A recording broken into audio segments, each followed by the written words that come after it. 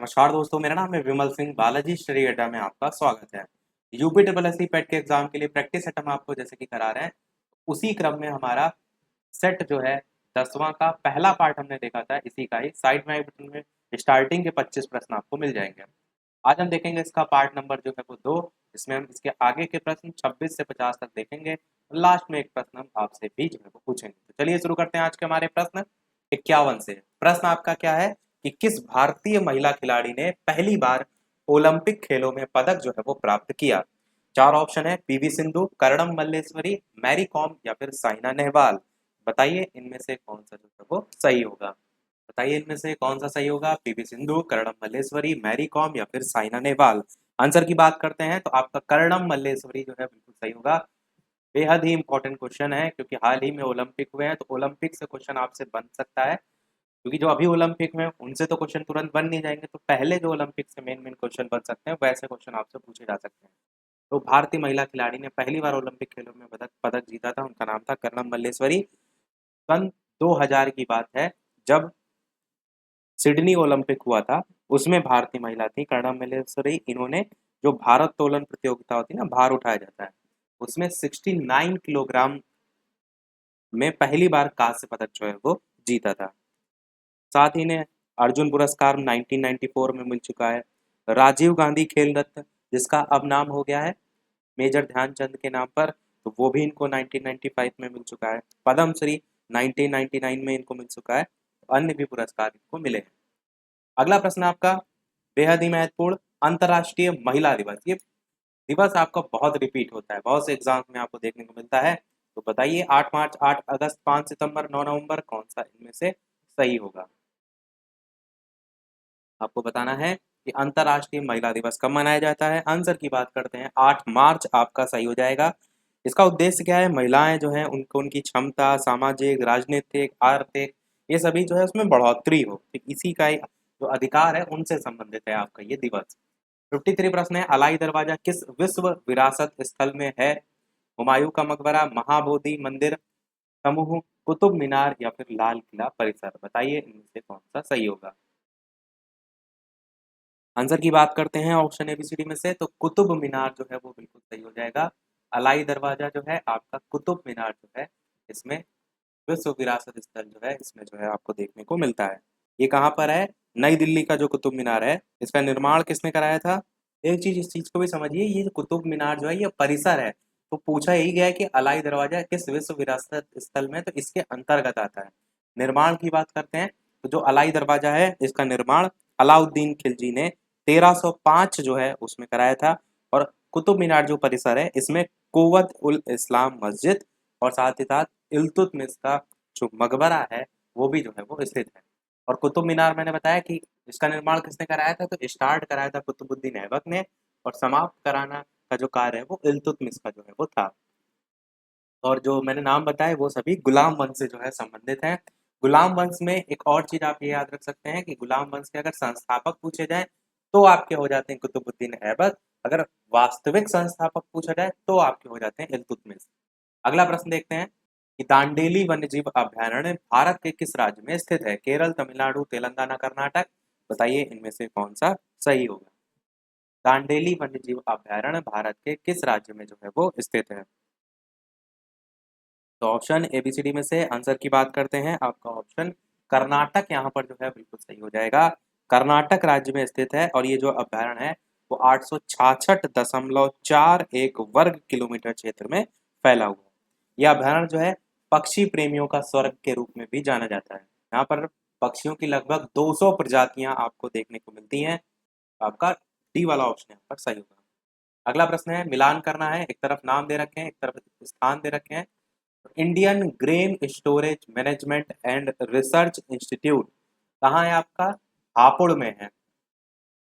Next आपका राष्ट्रीय उद्यमिता एवं लघु व्यवसाय विकास संस्थान कहाँ पर है आपका? ये नोएडा में है। गोविंद वल्लभ पंत सामाजिक विज्ञान संस्थान कहाँ पर है ये आपका? बहुत ही महत्वपूर्ण है ये जगह, प्रयागराज। ये जरूर ध्यान रखिएगा, तीसरा वाला पूछा जाता है। कुछ ऐसे होते हैं ना जो रिपीट होते रहते हैं अलग अलग एग्जाम में। तो डी वाला है हरिश्चंद्र अनुसंधान संस्थान, बचा आपका यहाँ पर प्रयागराज। देखिए 2 बार लिखा हुआ है, तो तो ये भी आपका प्रयागराज में ही आ जाएगा। ये आपका सही मिलान हो जाएगा। आंसर देखिए तो ए वाला यहाँ सही होगा। सबसे पहले आपका 2 था, फिर आपका 3 था, फिर आपका 1 था और फिर आपका 4 था। 56 प्रश्न देखते हैं। निम्नलिखित में से किस देश की समुद्री सीमा जो है वो भूमध्य सागर पर नहीं है? तुर्की, फ्रांस, बेल्जियम, यूनान। बताइए इनमें से कौन सा सही होगा। तो बताइए किस देश की समुद्री सीमा भूमध्य सागर पर नहीं है? तुर्की, फ्रांस, बेल्जियम, यूनान। आंसर की बात करते हैं तो आपका बेल्जियम यहाँ पर जो है वो सही होगा। भूमध्य सागर जो है इसकी जो समुद्री सीमा है ना उस पर स्पेन, फ्रांस, इटली, अल्बानिया, यूनान, क्रोएशिया, तुर्की, सीरिया, लेबनान, इजराइल, मिस्र, ट्यूनेशिया, अल्जीरिया, मोरक्को, इस टाइप के सभी देश आते हैं। बेल्जियम इस पर नहीं आता है, तो इसीलिए आपका ये सी वाला सही होगा। अगर सवाल ये पूछा जाए बेल्जियम कहाँ आता है, तो ये जो है आपका उत्तरी सीमा या उत्तरी सागर जो है उसकी सीमा पर जो है वो आता है। अगला देखते हैं 57 प्रश्न। लोकसभा जो है उसकी सदस्यता के लिए उम्मीदवार की न्यूनतम आयु जो है वो क्या निर्धारित की गई है? न्यूनतम आयु से क्वेश्चन आपका एक बार यूपी टेट में पूछा गया था। तो 21, 25, 18, 30 बताइए कौन सा सही होगा। कई बार क्या होता है आसान से आसान प्रश्न गलत हो जाते हैं। हम जानते हैं कि या तो 25 होगी या 30 होगी और इन्हीं में ही दोनों में हम कंफ्यूज हो जाते हैं कई बार। 21, 18 तो नहीं होगी लोकसभा की सदस्यता की आयु। तो चलिए आंसर की बात करते हैं। तो आपका 25 वर्ष जो है बिल्कुल सही होगा। 25 वर्ष जो है वो सबसे पहले तो अनुच्छेद कौन सा, तो 84 अनुच्छेद, इसके अनुसार लोकसभा की जो सदस्यता है उसके लिए उम्मीदवार की न्यूनतम आयु 25 वर्ष जो है उससे कम नहीं होनी चाहिए, जबकि राज्यसभा के लिए कितनी आयु चाहिए होती है, वो 30 चाहिए होती है। एक चीज हमेशा याद रखिएगा, लोकसभा पूछे तब 25, राज्यसभा पूछे तब 30। और अगर कंफ्यूजन हो तो थोड़ा सा ट्रिक भी जोड़ सकते हैं। राज्यसभा इस टाइप से लिखते हैं तो उसमें वर्ड क्या आता है, राज्य आता है। लोकसभा में देखिए लोग आते हैं। अब मैं आपसे ये पूछूं कि राज्य जो है उसकी एज ज्यादा होगी या फिर लोगों की एज ज्यादा होगी? तो आसानी से आप कह देंगे कि राज्य में ज्यादा लोग आते हैं, उनकी एज ज्यादा होगी। तो राज्यसभा की एज 25 और 30 में कंफ्यूजन ना हो तो 30 आपकी हो जाएगी, और लोगों की कम होती है तो उनकी लोगों की यानी लोकसभा की 25 हो जाएगी। तो इस टाइप से आपका आंसर हो जाएगा। 58 प्रश्न है। दिल्ली का प्रसिद्ध लौह स्तंभ जो सदियों से बिना जंग लगे खड़ा है वो इनमें से किस ऐतिहासिक परिसर में जो है वो स्थित है? जामा मस्जिद परिसर, लाल किला परिसर, कुतुब मीनार परिसर, हुमायूं का जो मकबरा है उसका परिसर। तो बताइए इनमें से कौन सा सही होगा। आंसर की बात करते हैं, आपका कुतुब मीनार परिसर जो है बिल्कुल सही हो जाएगा। और इसकी ऊंचाई कितनी है, अगर मीटर में बात करें तो 7.21 मीटर। फीट और इंच में बात करें तो 23 फीट 8 इंच, इस टाइप से आपका होगा। 59 प्रश्न है। इनमें से कौन सा राज्य 1 नवंबर को अपना स्थापना दिवस नहीं मनाता है? उत्तराखंड, कर्नाटक, मध्य प्रदेश, छत्तीसगढ़। बताइए इनमें से कौन सा जो है वो सही होगा। आपको बताना है इनमें से कौन सा राज्य 1 नवंबर को अपना स्थापना दिवस जो है वो नहीं मनाता है। तो ऑप्शन एबीसीडी में से आंसर की बात करते हैं। आपका पहला ही ऑप्शन यहाँ पर उत्तराखंड जो है बिल्कुल सही हो जाएगा। 1 नवंबर को आपका मध्य प्रदेश, 1 नवंबर को आपका कर्नाटक, 1 नवंबर को आपका छत्तीसगढ़, और आपका 1 नवंबर को पंजाब, और आपका 1 नवंबर को केरल, और आपका 1 नवंबर को हरियाणा। ये सभी जितने भी आपके यहाँ पर लिखे हुए हैं ये सभी अपना स्थापना दिवस मनाते हैं। कब मनाते हैं? 1 नवंबर को मनाते हैं। इन सभी राज्यों का जो गठन हुआ था वो 1 नवंबर को ही हुआ था, इसीलिए जो है 1 नवंबर को मनाते हैं। अब सवाल ये उठता है कि उत्तराखंड जो यहाँ पर 1 नवंबर को नहीं मनाता है ये कब मनाता है? तो ये 9 नवंबर को जो है वो मनाता है। 9 नवंबर को उत्तराखंड में स्थापना दिवस मनाया जाता है, तो ध्यान रखिएगा सभी यहाँ पर। अगला देखते हैं आपका प्रश्न कि 15 से 21 नवंबर 2020 को किस सप्ताह के रूप में मनाया गया था? राष्ट्रीय टीकाकरण सप्ताह, राष्ट्रीय स्वच्छता सप्ताह, राष्ट्रीय पोषण सप्ताह, या फिर राष्ट्रीय नवजात सप्ताह। साथ ही साथ वीडियो पसंद आए, आपके लिए इतनी सारी मेहनत की जा रही है तो एक लाइक तो वीडियो पर बनता ही है आप सभी का। तो वीडियो को सभी लोग लाइक अवश्य करते रहिएगा। तो बताइए इनमें से कौन सा सही होगा। चलिए बात करते हैं आंसर की। तो आपका राष्ट्रीय नवजात सप्ताह जो है बिल्कुल सही हो जाएगा। 2014 का टाइम था जिसमें भारत सरकार जो है नवजात कार्य योजना जो है शुरू करने वाला पहला देश जो है वो बना था। तो ये याद रखिएगा कब से, 2014 से। जो कि ना रोके जा सकने वाली जो नवजात हैं उनकी मौत और जन्म के समय जो मृत पाए जाने की जो समस्या है उसको खत्म करने से जो है वो संबंधित था। तो आपका डी वाला सही होगा। 61। और यहाँ पर जो प्रश्न पूछा था ये भी ध्यान रखिएगा कि 25 से 21 नवंबर 2020 को इसे इस सप्ताह के रूप में, राष्ट्रीय नवजात सप्ताह के रूप में जो है वो मनाया गया था। 61 प्रश्न आपका है कि हाल ही में किस देश ने 7वीं जनगणना का कार्य प्रारंभ जो है वो कर दिया है? भारत, चाइना, अमेरिका, अफ्रीका, बताइए कौन सा इनमें से सही होगा। जनसंख्या के लिहाज से विश्व में जो सबसे पहले नंबर पे आता है बस वही आपका सही हो जाएगा। तो चाइना आपका जो है बिल्कुल सही होगा। चीन ने 7वीं जनगणना जो है इसका कार्य शुरू कर दिया है। चीन में 6ठी जनगणना 2010 में हुई थी। हमारे यहाँ कितने में हुई थी? भारत में 2011 में हुई थी। और चीन की जो आबादी थी वो 1 अरब 33 करोड़ रुपए जो है, रुपए नहीं, 1 अरब 33 करोड़ जो है वो थी। तो आंसर आपका बी वाला चाइना बिल्कुल सही होगा। 62 प्रश्न आपका भोपाल गैस त्रासदी, बहुत ही महत्वपूर्ण है ये आपका टॉपिक। बहुत प्रश्न यहाँ से भी उठते हैं बार बार। गैस यहाँ पर बहुत पूछी जाती है और सन बहुत पूछा जाता है। तो भोपाल गैस त्रासदी के कारण 2 से 3 दिसंबर की रात की गिनती देश के इतिहास में काला दिन के तौर पर तौर पर होती है। तो ये जो त्रासदी थी इसके संदर्भ में कथन यहाँ पर कुछ दे रखे हैं, आपको बताना है सही कौन कौन से हैं। पहला कह रहा है ये जो दुर्घटना थी वो 1984 में घटी थी। तो आपका पहला वाला कथन तो भैया बिल्कुल सही है। इसको एकदम सन जरूर ध्यान रखिएगा। 1984 पूछा जाता है। तारीख अगर आपको याद रखनी है तो 2 से 3 दिसंबर की रात थी। 1984 का समय था। तो इसमें पहला वाला सही है। दूसरा कह रहा है कि ये जो दुर्घटना थी उसमें मिथाइल आइसोसाइनेट जो गैस थी उसका रिसाव हुआ था। ये गैस आपको एकदम रटनी है, ये बहुत पूछी जाती है। तो आपका दूसरा भी सही है, पहला भी सही है। तीसरा कह रहा है ये दुर्घटना यूनियन कार्बाइड कॉर्पोरेशन कारखाना जो था उसमें हुई थी। तो तीसरा भी आपका बिल्कुल सही है। तीनों ही पॉइंट यहाँ पर दे दिए गए हैं, तो आप तीनों ही ध्यान रखिएगा। यहाँ पर हुआ क्या था, जो मिथाइल आइसोसाइनेट गैस थी ये रिसने लगी थी, लीक हो गई थी, जिससे बड़ी संख्या में लोगों की मौत जो है वो हो गई थी। और यूनियन कार्बाइड जो कॉर्पोरेशन है संयुक्त राज्य अमेरिका की रसायन और बहुलक बनाने वाली कंपनियों में से जो है वो आती है। और एक सवाल और कि यहाँ से कि ये जो घटना हुई थी ये हुई कहाँ थी? भारत में हुई थी। और ये घटना कहाँ हुई थी? तो भोपाल में हुई थी। मध्य प्रदेश जो है उसके भोपाल शहर में हुई थी। तो आपका ऑप्शन यहाँ पर तीनों सही, यानी कि यहाँ पर जो डी वाला ऑप्शन है पहला, दूसरा, तीसरा, यही जो है वो सही होगा। 63 प्रश्न कह रहा है कि ब्राजील के गणितज्ञ जिनका नाम है डॉक्टर कैरोलिना अरूजो, इनको वर्ष 2020 का युवा गणितज्ञ जो है उसका रामानुजन पुरस्कार प्रदान किया गया। ये पुरस्कार प्रदान करता कौन है? जवाहरलाल नेहरू विश्वविद्यालय, केरल राज्य सरकार, भारतीय अंतरिक्ष अनुसंधान, या फिर भारत सरकार के विज्ञान और प्रौद्योगिकी विभाग। तो बताइए इनमें से कौन सा जो है वो सही होगा। आंसर की बात करते हैं ऑप्शन एबीसीडी में से, तो आपका ऑप्शन डी वाला यहाँ पर जो है वो सही होगा। भारत सरकार के विज्ञान और प्रौद्योगिकी विभाग, इसके द्वारा जो है ये रामानुजन पुरस्कार दिया जाता है। ये पुरस्कार जो है वो ICTP, क्या नाम है? ICTP, इसकी फुल फॉर्म होती है international centre for theoretical physics. साथ ही साथ अंतरराष्ट्रीय गणितीय संघ, जिसे हम इंटरनेशनल मैथमेटिकल यूनियन कहते हैं, उसके सहयोग से जो है वो दिया जाता है।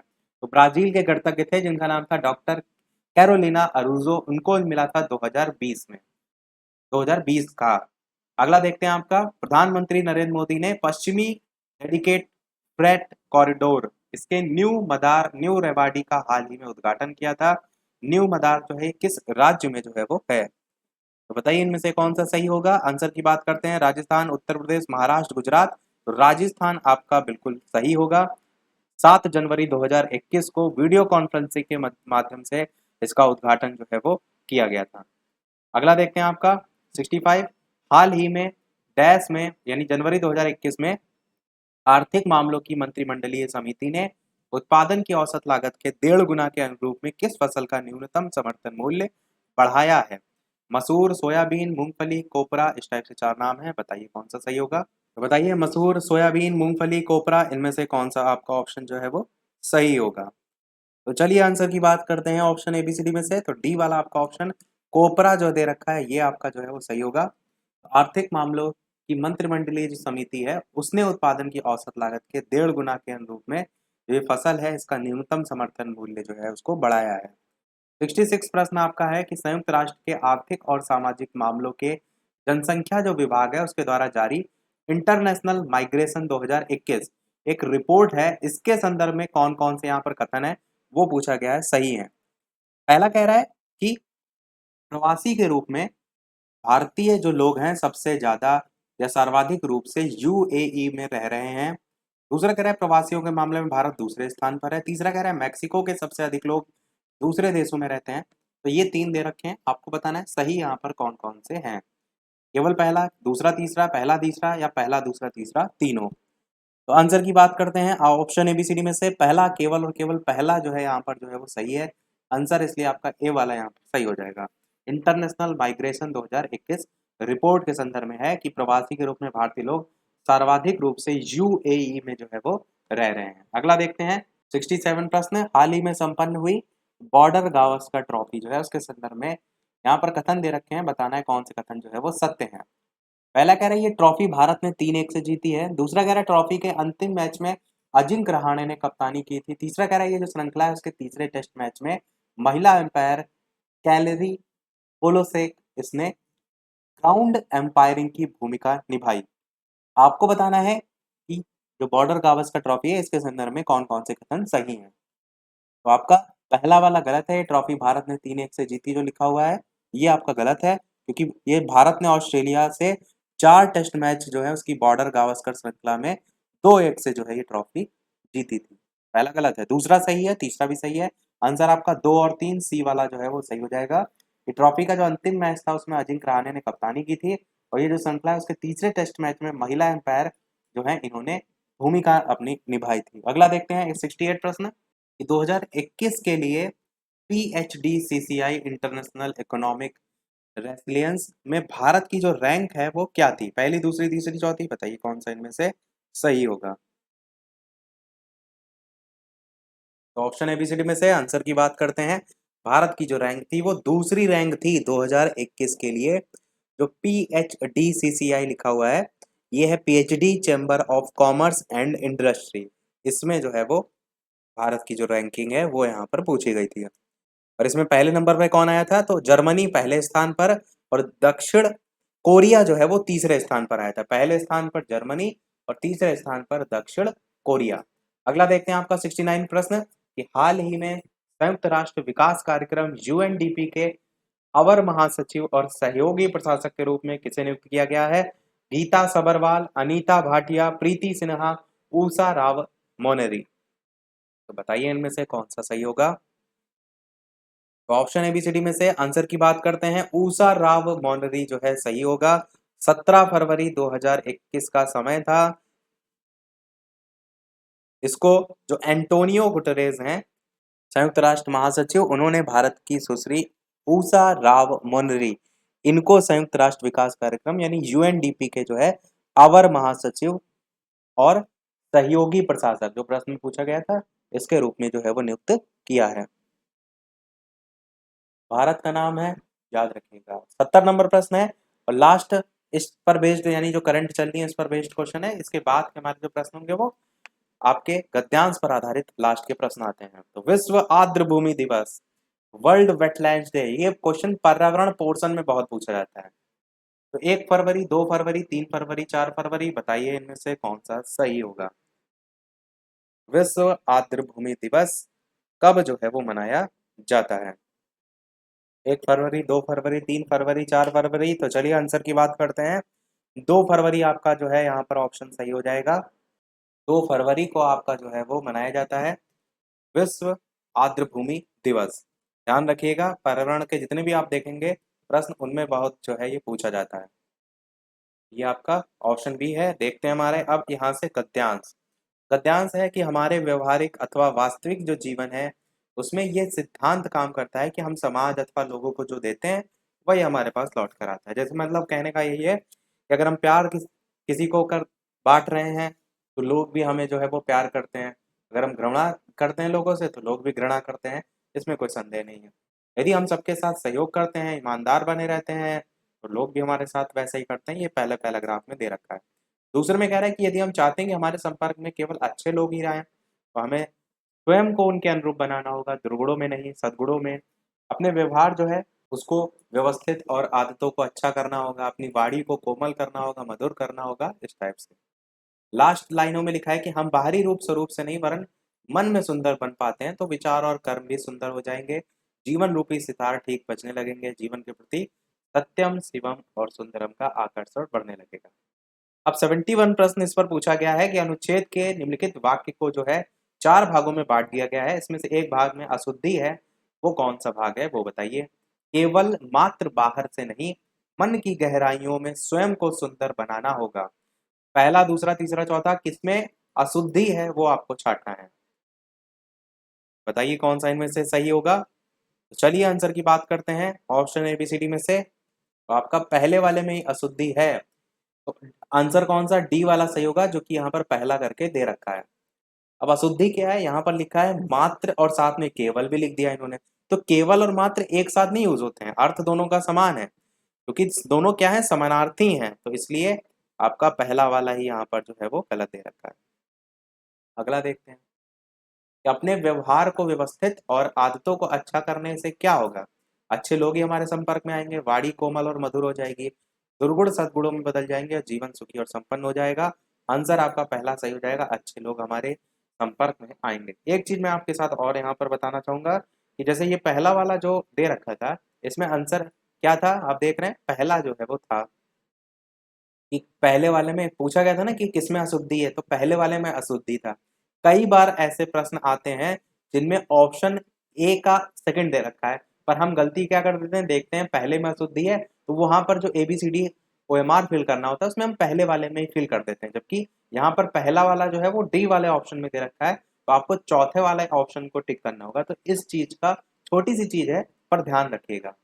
अगला देखते हैं 72 हमने देख लिया। 73 प्रश्न, हमारे व्यवहार और कार्य स्वयं ठीक हो जाएंगे यदि हम सुखी जीवन व्यतीत करें, अच्छा व्यवहार करें, बाहर से ही नहीं भीतर से भी अच्छे बने, वीरा और बाड़ी जो है उसमें से मधुर स्वर जो है वो निकालें। तो बताइए इनमें से कौन सा सही होगा। आंसर की बात करते हैं, सी वाला आपका सही होगा कि बाहर से ही नहीं भीतर से भी जो है वो अच्छे बने, तभी तो हमारा व्यवहार और कार्य स्वयं ठीक हो जाएंगे। 74 प्रश्न आपका सेकंड लास्ट प्रश्न है, क्योंकि स्टार्टिंग मैंने बताया था 75 तक हम प्रश्न देखेंगे, लास्ट में एक प्रश्न हम आपसे भी पूछेंगे। लेखक द्वारा आकर्षण का जो नियम है वो किसे कहा गया है। फूल गुणवानों को आकर्षित करते हैं, फूल की कोई बात ही नहीं हुई है। अच्छा बुरा स्वभाव वैसे ही लोगों को आकर्षित करता है, बिल्कुल। गंदगी मक्खियों को आकर्षित करती नहीं, चुंबक लोहे को, तो बाकी सभी गलत हैं, बी वाला आपका सही है। आकर्षण का जो नियम पूछा गया है वो बी वाला हो जाएगा। देखते हैं हमारा अगला और इस वीडियो का लास्ट प्रश्न। इसके अलावा वीडियो अभी तक आपने लाइक ना किया हो, सभी लोग वीडियो को लाइक भी करते रहिएगा, चैनल पर नए हो सब्सक्राइब करके जुड़ जाइएगा। टेलीग्राम चैनल से जो भी ना जुड़ा हो लिंक आपको डिस्क्रिप्शन में मिल जाएगी, बालाजी स्टडी अड्डा सर्च करके भी टेलीग्राम से जुड़ सकते हैं। और प्रश्न आपका है लास्ट कि फूल के लिए कौन सा विशेषण यहाँ पर जो है अनुपयुक्त है। रंगीन, मृषण, आकर्षित, सुवासित, ये आपको बताना है इनमें से कौन सा जो है आपका सही होगा। फूल के लिए कौन सा जो विशेषण है वो आपका अनुपयुक्त है। आंसर की बात करते हैं तो आकर्षित आपका यहाँ पर जो है वो सही हो जाएगा, जो कि आप कह सकते हैं अनुपयुक्त है। अभी प्रश्न हमारे समाप्त हुए इस पार्ट के भी। इससे पहले के अगर आपने सेट नहीं देखे होंगे तो यूपी ट्रिपल एस सी पेट प्रैक्टिस सेट नाम से आपको प्लेलिस्ट मिल जाएगी, इससे पहले के प्रश्न आप देख सकते हैं। अब एक प्रश्न हम पूछ लेते हैं आपसे भी इसके बाद वाले सेट से, जैसे कि सभी वीडियो में हम आपसे एक नए प्रश्न पूछते हैं। तो इस वीडियो का आपके लिए प्रश्न है कि फॉरवर्ड ब्लॉक जो है उसके संस्थापक जो है वो कौन थे। ए ऑप्शन है आपका जयप्रकाश नारायण, बी ऑप्शन है C R De, C option है मोतीलाल नेहरू और डी ऑप्शन है Subhash Chandra Bose. Live timing PET के एग्जाम की शाम के 8 बजे है, तो लाइव आकर भी वीडियो आप देख सकते हैं, प्रश्नों की प्रैक्टिस कर सकते हैं। इन चारों में से कौन सा आंसर होगा, अपना आंसर वीडियो के मेन कमेंट में टाइप करके अवश्य बताइएगा। इसके बाद वाला जो सेट कराएंगे, क्योंकि चौथे वाला जो पार्ट होगा इसी सेट का, उसमें तो ग्राफ पर बेस्ड क्वेश्चन होते हैं, इसके बाद जो हम सेट कराएंगे वहां पर हम इस प्रश्न का आंसर जो है आपको बताएंगे। तो आज वीडियो में इतना ही रखते हैं, मिलते हैं अगले वीडियो में कुछ नए प्रश्नों के साथ, नए टॉपिक के साथ। तब तक के लिए नमस्कार, जय हिंद।